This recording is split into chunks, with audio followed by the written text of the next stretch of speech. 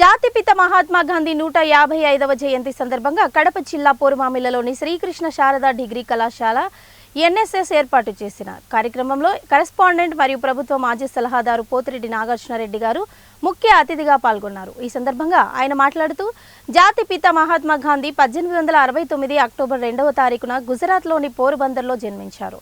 హింసావాదంతో కాకుండా అహింసా మార్గంలో బ్రిటిష్ వారిని ఎదిరించి వారి తుపాకులకు భయపడకుండా ఎదిరించి భారతదేశానికి స్వాతంత్ర్యం తీసుకురావడం జరిగింది।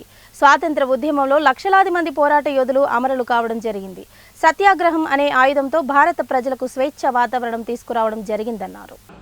జన్మించడం జరిగింది। మరి మహాత్మా గాంధీ హింసా మార్గంలో కాకుండా అహింసా మార్గంలో మనకు స్వాతంత్రం తీసుకురావడం జరిగింది।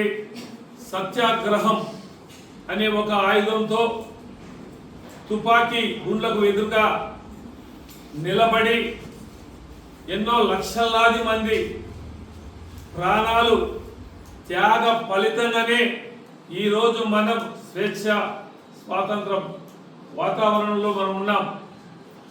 ఈరోజు భారతదేశం ఒకప్పుడు 28 కోట్లకే పరిమితమైనటువంటి భారతదేశం ఈరోజు 143,000 కోట్ల మంది ప్రజలు ప్రపంచంలోనే అత్యధిక జనాభా ప్రజాస్వామ్యం కలిగిన దేశం మన భారతదేశం।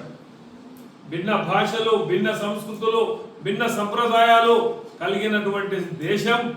ప్రపంచంలోనే అన్ని మతాలు, అన్ని కులాలు, అన్ని సంప్రదాయాలు ఉన్న ఏకైక దేశం ఏదన్నా ఉందంటే అది ఒక్క భారతదేశమే। మరి పూజ్య బాపూజీ కలలు కన్నా స్వరాజ్యాన్ని ఆయన సాధించి తీసుకురావడం, అప్పటి నుండి కూడా ప్రజాస్వామ్య పద్ధతిలో ఇక్కడ ప్రజలచే ఎన్నుకోబడినటువంటి